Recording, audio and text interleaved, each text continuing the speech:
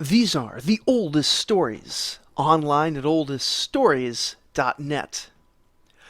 The people of the ancient world, as I continue to stress, were just as intelligent as we are today, and possessed all the internal mental life that makes us so uniquely human. Yes, their cultural and economic context was radically different than ours is today, but if anything, that makes what they did and wrote all the more fascinating. Now, last time we looked at Nebuchadnezzar the First of Babylon and noted that his greatest accomplishment was bringing the statue of Marduk back to Babylon from Elam, an event which appears to have ignited a flourishing of cultural activity. Even if the Marduk statue itself was not such an important cause, Nebuchadnezzar's peace with the other major powers and his government patronage of many cultural works surely contributed to this. Now, we skipped a bit in the last two episodes on Nebuchadnezzar's domestic achievements, but the truth is that while they were extensive, they don't make a great story. He patronized a number of temples that we know about in Babylon, in in Nippur, and probably in a number of other places, and he's reputed to have kept as an advisor a fellow named Shagil-Kinam-Ubib, who was reputed in later generations to be one of the great sages and scholars of Mesopotamian history. Now, this guy there's a bit of a confusion. There's another name that floats around there, Esagil-Kin-Apli, who is a famous scholar, and it's not clear if Esagil-Kin-Apli and Shagil-Kinam-Ubib are in fact the same person. Esagil-Kin-Apli is going to be the chief scholar under Nebuchadnezzar's son. It's possible that this guy just continued to serve after Nebuchadnezzar's death into the reign of his son. It's also possible that these are two completely different people with names which are similar in cuneiform. Like they don't sound very similar on the podcast, but if you know all the cuneiform tricks, Shagil-Kinam-Ubib and Esagil-Kin-Apli are, it turns out, very similar names when written down. Anyway, we're just going to talk about Shagil-Kinam-Ubib today as if he's his own person, and Esagil-Kin-Apli will come on a later date. Shagil-Kinam-Ubib is the guy who wrote the Babylonian Theodicy, which we're going to look at in a little bit, but also he may have written and copied or compiled a number of what we would nowadays call scientific texts. That would be if he is the same person as Esagil-Kin-Apli. All that stuff is important in a way that doesn't really make for great history narratives. Like I can tell you that somebody in this period of time was writing medical texts, they were writing astronomical references, they were writing even these chemistry cookbooks that talked about ways to create artificial gemstones, which were probably either a type of faience, which is like a proto-glass sort of thing, or maybe homegrown crystals like you'd make in one of those kids' chemistry sets. We're not 100% sure, but all that's important here is that Babylon was clearly decently peaceful, and they were prosperous for a period of time when things weren't really that great on the world stage. But still, there's a class of people who mostly just stood around thinking about things. These are the scribes and the priests and the various scholars, which is a powerful indicator that there was enough wealth sitting around for these people to sit around. Anyway, how much of this was actually written in the period is really hard to say. As I've mentioned before, very little survives from what gets classed as the Bronze Age collapse, which we're still kind of in. It sort of runs until about 950 BC, depending on who's doing the counting. That said, later traditions do ascribe quite a lot of writing in general to this time period to the scholar sage Shagil-Kinam-Ubib and Esagil-Kin-Apli, Again, maybe the same person, maybe not. Um, all Whether these things that are being ascribed to these famous individuals actually were written by them, that's a bit questionable, as it's quite common in the ancient world to ascribe works of science and literature to the most well-known figures. Rather like how, think about nowadays, there are a ton of quotes on Facebook that are floating around that get pinned on Einstein or Gandhi, but really, who knows who said it? It could have been anybody. It could have been made up on Facebook. They had that sort of thing going on back then. They just didn't have as many resources to check whether these quotes were misattributed or not. Anyway, one of the things attributed to Shagil-Kinem-Ubib for certain is a work called the Babylonian Theodicy. And among the many stylistic and thematic elements that make it significant, the entire thing is arranged in 13 poetic blocks of 22 lines each. And as you're going down the tablet, the first cuneiform character of each line, going down each block, reads, I, Shagil-Kinem-Ubib, the incantation priest, am an adorant of the god and king. And this is an acrostic. It would have been much less subtle to those who read Akkadian natively, but it's interesting on multiple levels. On one hand, managing to compose a work of remarkable philosophical subtlety in poetic form, while still managing to fit an acrostic into every single block of the poem, I mean, that's a technical achievement in terms of being skilled at poetry. We may assume that poetic forms had evolved to a certain degree of complexity within the oral tradition, but an acrostic is something that only works in written form, telling us that this is very much a composed document, not a recording of something in the oral tradition. And this is significant because pretty much every bit of literature on the show up until now, we've had this implicit question of how long did this exist in the oral tradition before it got written down? How many lost tablets exist which predate the oldest example of whatever story we have? And these are largely unanswerable questions outside of digging up something else, or in the case of how long was it in the oral tradition, that's gone. No way to answer that. But they affect our perception of how the culture shifted over time.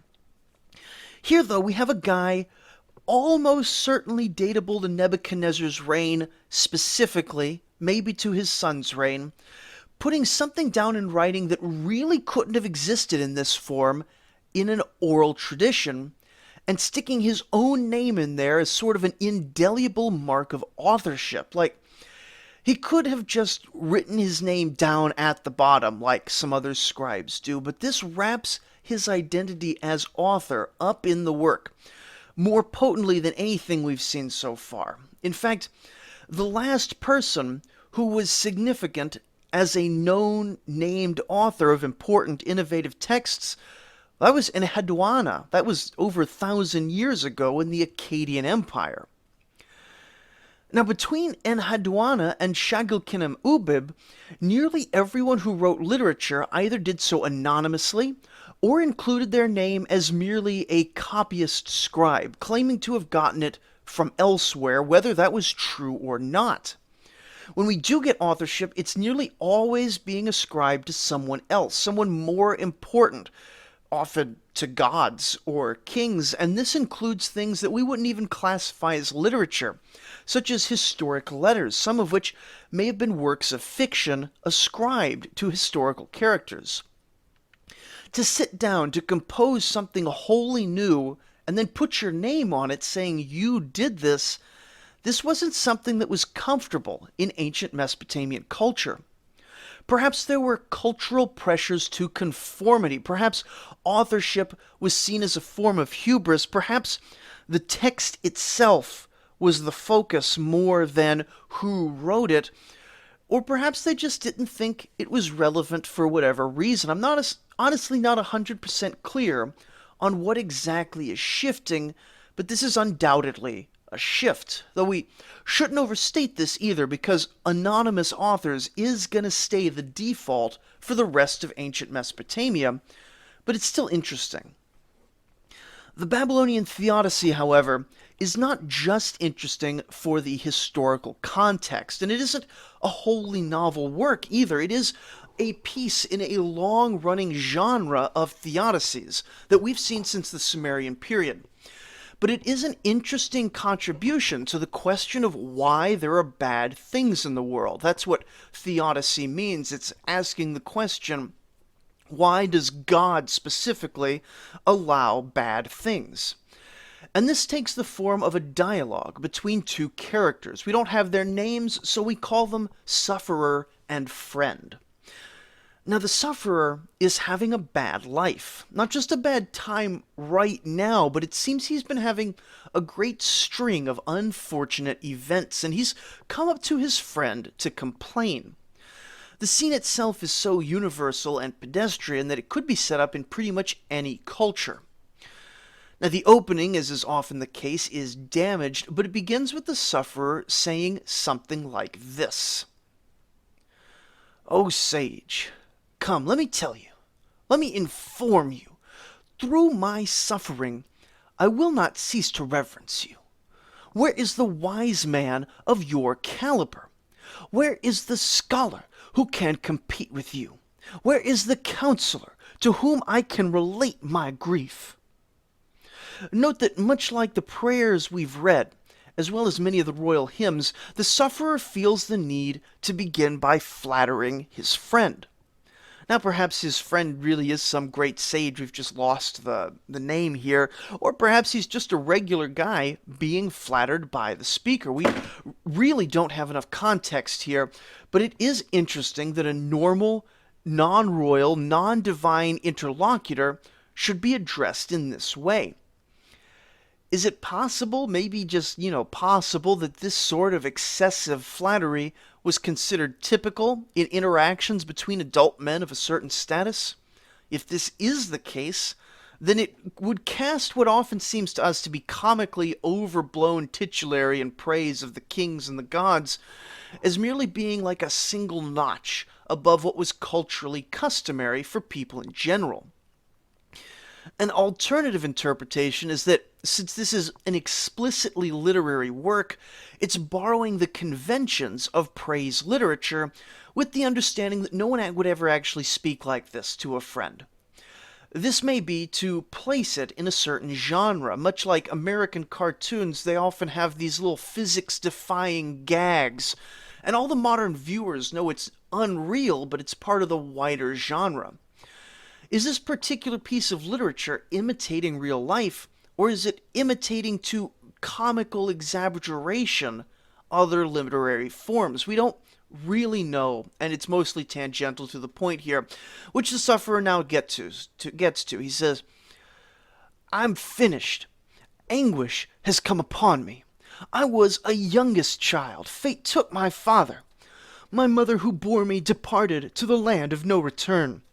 My father and mother left me without a guardian." Now, each time after the sufferer speaks, the friend speaks in response, and the answer to this problem of his childhood orphanage goes like this. "Respected friend, what you say is gloomy. You let your mind dwell on evil, my dear fella. You make your fine discretion like an imbecile's. You have reduced your beaming face to scowls. Our fathers, in fact, give up and go the way of death. It is an old saying that they cross the river Huber. When you consider mankind as a whole, is it not divine favor that has made the impoverished firstborn rich, whose favorite is the fatted rich man? He who waits on his God has a protecting angel. The humble man who fears his goddess accumulates wealth." Now this, by the way, remains a compelling and popular answer to the problem of evil, though note that there are many theists who consider it either insufficient or simply mistaken. Atheists, naturally, don't get much mileage at all out of the idea that God causes good and evil, But while the question of whether there were ancient atheists is an open one, the idea was certainly out of the realm of scholarly discussion. The sufferer, in his usual pattern, responds to the friend's argument, then moves the discussion forward. My friend, your mind is a river whose spring never fails, the accumulated mass of the sea which knows no decrease.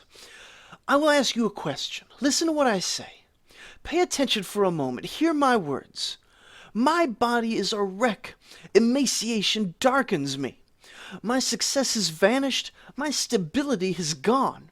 My strength is enfeebled. My prosperity has ended. Moaning and grief have blackened my features. The grain of my fields is far from satisfying me. My wine, the life of mankind, is too little for satiety. Can a life of bliss be assured? I wish I knew how. What I say is restrained, but you disrupt the balance of your reason like a madman. You make your complaints diffuse and irrational. You turn your attention to select things. As to your persistent, unending desire for prosperity, that thing is secured by prayers. The appeased goddess returns by piety. The God who did not uphold you before takes pity on the devout. Ever seek the correct standards of justice. Your God, the mighty one, will show kindness. Your God will grant mercy. Now, this sort of argument would be rejected by many today, but I think it's interesting because much of it might still also be given today as sound advice. If you're having a hard life, step one is to see that your perspective is overly focused on the negative. Step two is to focus on the kinds of mindset changes that will lead to success. For the Babylonians, that mindset change was a greater attention to piety, and indeed, many of the things associated with piety, like forcing yourself to be involved in the community, and planning ahead, in this case to organize and afford rituals, the mental act of pulling down your pride and devoting yourself to something greater, all these are still part of addiction recovery and depression management programs today, though obviously put together in a very different context. Still, the sufferer, like many sufferers, is not content with mere timeless wisdom. I bow to you, my comrade. I grasp your wisdom. I hear the utterance of your words. Now come, let me say something to you. The onager, the wild ass, who filled itself with grazed grass, did it pay attention to the giver of assured divine oracles? And the savage lion, who devoured the choicest flesh, did it bring its flower offering to appease the goddess's anger? And what of the crass merchant who has multiplied his wealth? Did he weigh out precious gold for the offerings of the goddess Mami? Have I ever held back offerings? I have prayed to my God. I have announced the blessings over the goddess's regular sacrifices. O palm, tree of wealth, my precious brother, endowed with all wisdom, jewel of gold, you are as stable as the earth, but the plan of the gods is remote. Look at the superb wild ass on the plain. The arrow will follow the Gora who trampled down the fields. Come, consider the lion that you mentioned, the enemy of cattle. For the crime which the lion committed, the pit awaits him. The opulent merchant who heaped up goods will be burnt at the stake by the king before his time. Do you wish to go the way these have gone? Rather, no, seek the lasting reward of your God. That is to say, the sufferer feels he's actually being very pious, but he sees others prosper without piety while he suffers despite his piety. The friend's response that the divine plan is unknowable in the short term but balances out for the good in the long term may be one of the most common responses across all major religions today. With this we've established our primary theme, and each pair of verses seems to go back and forth on this. Your mind is a north wind, a pleasant breeze for the peoples. Choice friend, your advice, it's fine. Just one word I'd put before you. Those who neglect the god go the way of prosperity, while those who pray to the goddess are impoverished and dispossessed. In my youth, I sought the will of my God. With prostration and prayer I followed my goddess. But I was bearing a profitless corvée as a yoke. My God decreed instead of wealth, destitution. A cripple is my superior, a lunatic outstrips me. The rogue has been promoted, but I have been brought low.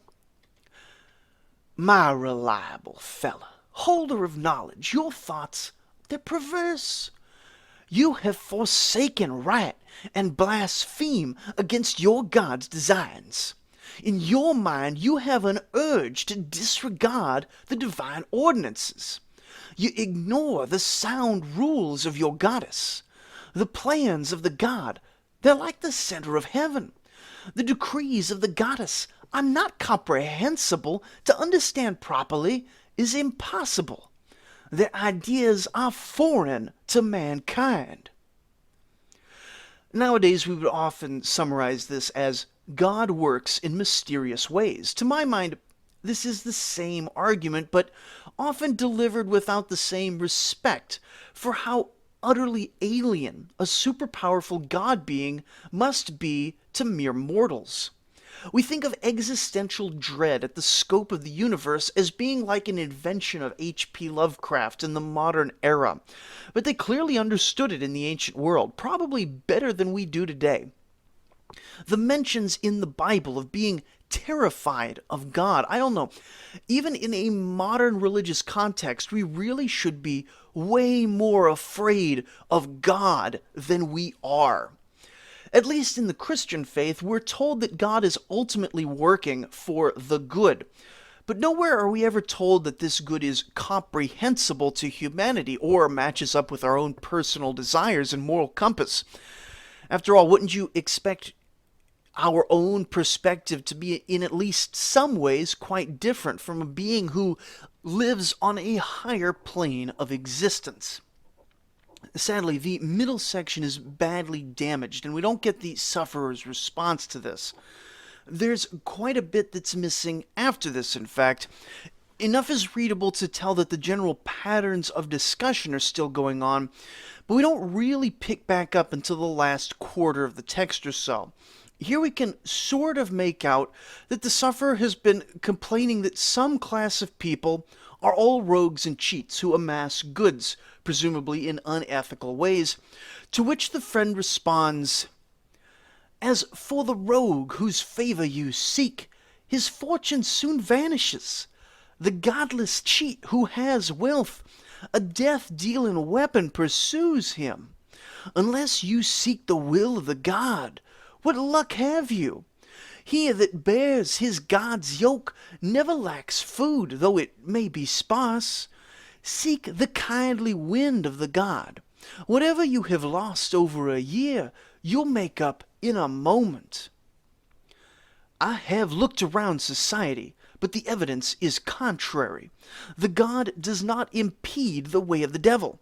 A father drags a boat along the canal while his firstborn lies in bed.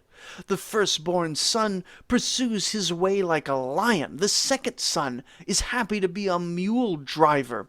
The heir stalks along the road like a bully. The younger son will give food to the destitute. How have I profited that I have bowed down to my God? I have to bow beneath the base fellow that meets me. The dregs of humanity, like the rich and opulent, treat me with contempt. O wise one, O savant, who masters knowledge, in your anguish you blaspheme the God. The divine mind, like the center of the heavens, is remote. Knowledge of it is difficult. The masses do not know it. Among all the creatures whom Adaru formed, the prime offspring is altogether unknown. In the case of a cow, The first calf is lonely, the later offspring is twice as big. A first child is born a weakling, but the second is called a heroic warrior. Though a man may observe what the will of God is, the masses do not know it. Pay attention, my friend. Understand my ideas. Heed the choice expression of my words. People extol the word of a strong man who is trained in murder, but bring down the powerless man who's done no wrong.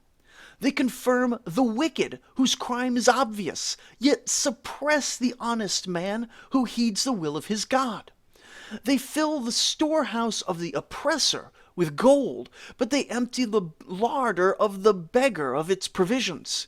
They support the powerful, whose life is guilt, but they destroy the weak and drive away the powerless. As for me, the penurious, a new rich person is persecuting me.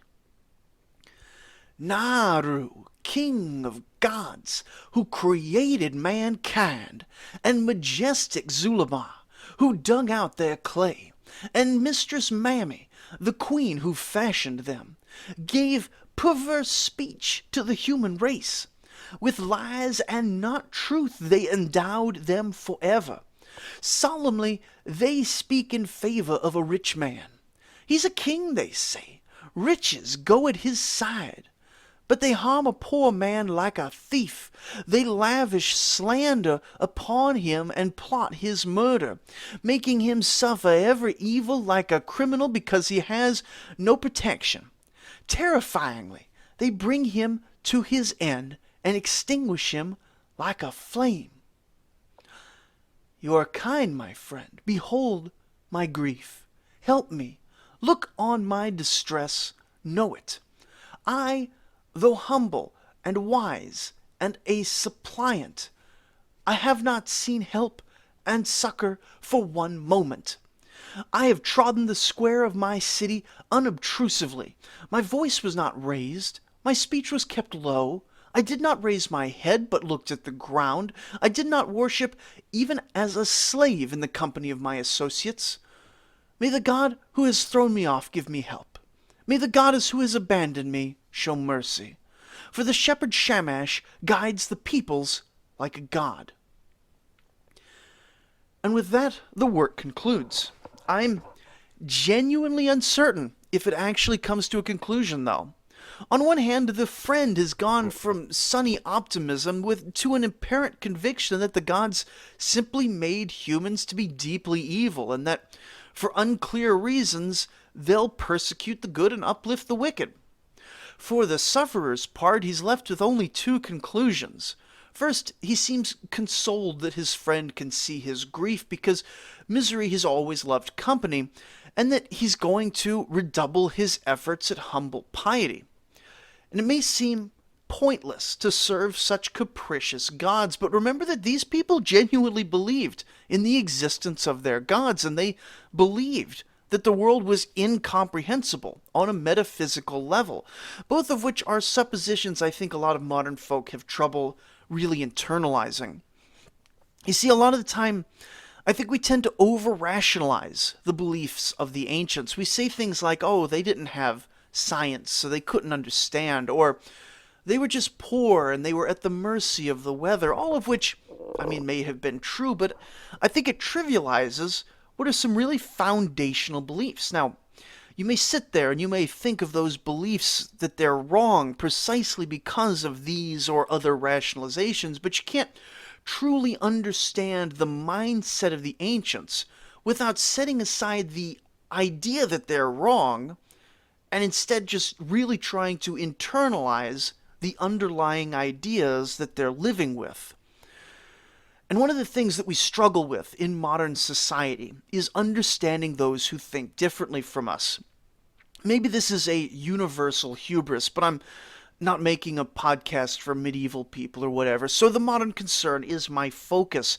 Consider the fact that the existence and moral rightness of slavery went broadly unquestioned for most of human history. While pretty universally in the West today, it's hard to find anyone who doesn't hold the idea that slavery is morally repugnant. And slavery is just one of many examples, but I think many people really can't comprehend how slavery could have been seen as morally acceptable at any point. You have to be able to get in the head of ancient people to really understand their fundamental presuppositions, or you'll never be able to escape the assumptions of your own mind, and thus never really understand the intellectual foundation that you yourself stand on. You don't have to change your view on anything, but when you realize that ancient people were cognitively, psychologically, intellectually working with the same basic equipment that we have today, just with a different set of assumptions, you see just how contingent your own views are. We look at the things that ancient people did that we disapprove of, and we say, oh, so and so, he was just a man of his time. That is, when we're not imposing our moral compass as universal and then getting them canceled from modern discussion, but at what point do I stop and I say, oh, I am a man of my time? Because while I don't always do good in practice, I certainly always intend to do good, at least as I see it, and I'm sure that you do as well. No one sets out with an intention to work evil in the world, yet how should we see the slavers of the ancient world? Now, at this point, I think some of you know what I mean already. Others, you're thinking that none of this really matters. After all, we're right and they're wrong, and if you disagree, you probably support slavery and war crimes and traditional gender roles and all that other Stone Age nonsense of the ancient world. But consider this. As we were going through this theodicy, how much of it sounds like stuff you still hear today? How much of it sounds like just two guys chatting? How much of the ancient wisdom that we've seen on previous episodes and over on the Oldest Stories TikTok channel, which comes back to life every now and then when I have time, how much of that ancient wisdom really sounds relatable? And yet these are the same people working from the same set of ideas that we reject in many other contexts. Very little of our intellectual milieu is actually reasoned from first principles. Some of what we now consider to be received wisdom probably couldn't or wouldn't be generated from the first principles that we think we hold. It's been inherited from earlier times with earlier ideas. And ultimately, it's up to each of us to find our own moral and intellectual foundation. All I'm encouraging is that through the study of history, you at least become familiar with a variety of such foundations, and become at least capable of recognizing that the rock on which you were born is not the only such rock, even if you do indeed decide that you prefer yours best. Anyway, as with any great piece of literature, this is only one direction in which it can take us.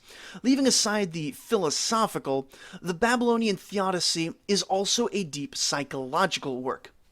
Given the religious nature of much ancient literature, we see a number of really interesting discussions of suffering. We see a lot of depressed folks crying out to the gods for help. And one of my favorite examples is something I can't find a date for. It's been sitting in my to-do list for a while. It was written sometime during the Iron Age in Akkadian, and it's the prayer of an unhappy and quite old scribe, likely penned directly by the scribe from his own heart to the god Nabu, who rules over writing. But it's also, in this later period, closely associated with Marduk, and thus quite important. And so we're going to close out today by just reading through that. The opening, as usual, is lost, and it's written by someone who seems quite old, and goes, "O Nabu, lest I sin, O Son of the Lord, lest I offend, on account of the heedless deeds of my ancestors and kinsfolk, who heedlessly neglected the rites of Tashmetu, I have longed for Zida, the high ground, the house in which we put our trust. I have longed for Zida, the threshold of delight." Now, Threshold of Delight makes it sound like some sort of pleasure palace, but the Zida was a temple of Nabu, and the longing and delight here are spiritual in nature. Even as an infant, I've longed for the collegium, to take my place in its house of learning. That is to say, he always wanted to be a scribe. My strength was the precious offerings of the temple of Nabu. I was ever mindful of its beauties. It was the fire of Zida that stroked my heart. I gained wealth.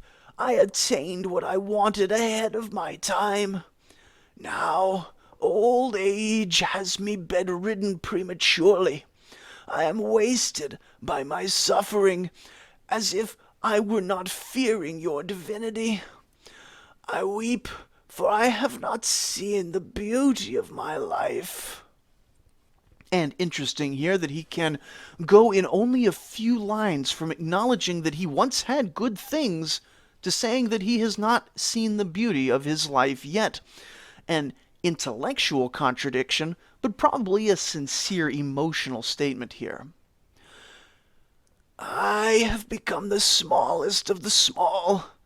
I have become the lowest of the low.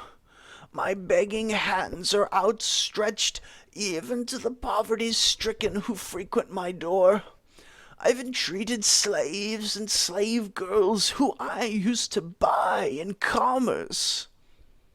And isn't that something for modern sensibilities to chew on? Part of his suffering is that he once owned slaves and is now lower than those slaves. What would now be framed as a righteous revenge a slaver brought low was intended quite sincerely as a man at the tail end of his life genuinely upset by his struggles. Can we sympathize with him? Is there a Schadenfreude here? Can it be both or neither? Maybe seeing the pain, seeing the symptoms of that pain, and seeing the cause should all be considered separately? But his sorrow doesn't end there. When I moved against my enemy, a sorceress splashed water on my back. I'm cut off from my community. Enemies of my family glower at me. Anguish, sickness are upon me. I'm stricken with weakness. I keep crying out to the estranged gods, raising my hand in prayer in heed of my goddess. I've gone everywhere for a mother. She has shrunk from me and is clawing at me. Death has tantalized me like a precious stone. I constantly go up to the roof to jump off, but my life is too precious. It turns me back. I try to encourage myself. What is there for me to encourage? I try to keep control of my thoughts, but what is there for me to control? O Nabu, where is your forgiveness? O Son of the Lord, where are your oracles?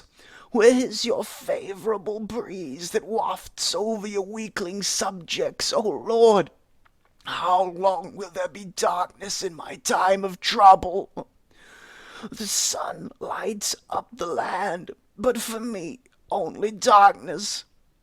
Prosperity rains down on the people, but for me rains down urine and gall. My life is spent, O account keeper of the universe. Where shall I go? I have reached death's door, O Nabu. Why have you forsaken me? Do not forsake me, my lord, for the company of my numerous ill wishes.